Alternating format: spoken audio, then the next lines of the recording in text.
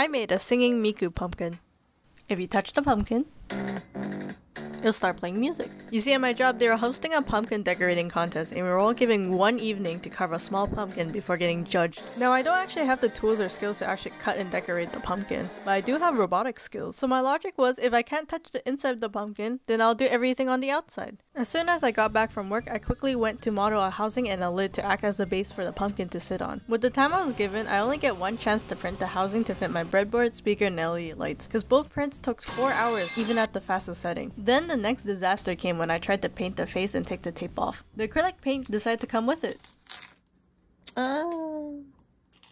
What happened here? Oh, wow, that's tragic. Okay, wow.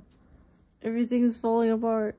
No. Now I had no idea it would do that. I guess the paint doesn't stick to pumpkin skin that as well as like a regular canvas would. So I ended up having to repaint the right eye and using the white paint to kind of glue back the remaining paint sticking out. Regardless, look how everything came together. You can touch the pumpkin to turn on the speaker.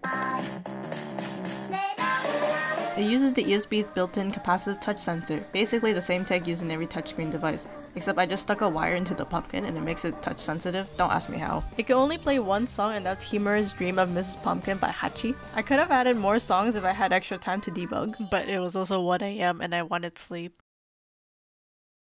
I got second place. I lost to a gold Sharpie pumpkin with blood added last minute. Actually, all my coworkers did well given that we all had the same evening to finish our pumpkin. Except for this guy who just slapped 2 stickers and called it a day. It was never about winning a $30 Amazon gift card. It was about how far I can go for a Miku pumpkin. There were many points I could have just stopped, but I kept adding features like pausing, touch controls, and LED lights. Honestly, it taught me something. Not a lot of people noticed I made everything in one evening. Like, they just thought, oh cool, sing pumpkin, which was fair. I hid everything inside this black box and it looked seamless. Nobody had questioned it until I pointed it out that I made everything from scratch. But despite all that, it's also good to know that I managed to win a lot of votes for my no-me coworker, despite none of them knowing the song or who even Miku is. I was fully aware that no one will know the song, and I could have just put a generic Halloween song. But I wanted this to be a Miku pumpkin. My Miku pumpkin. A pumpkin I want to go all out for and be proud of rather than to appeal to the general audience. And actually my manager was really impressed by it and started recording it on his phone to put on our work drive.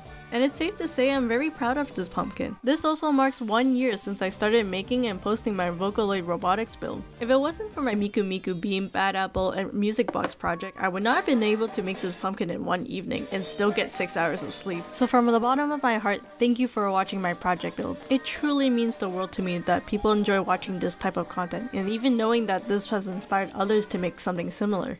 I'm sorry if you wanted to make this pumpkin for yourself. Again, I was given less than 1 day to make this, but I posted my code and schematic on GitHub in case you want to make it for next year. Oh man, this pumpkin's gonna rot. I hope I can 3D print something to replace this.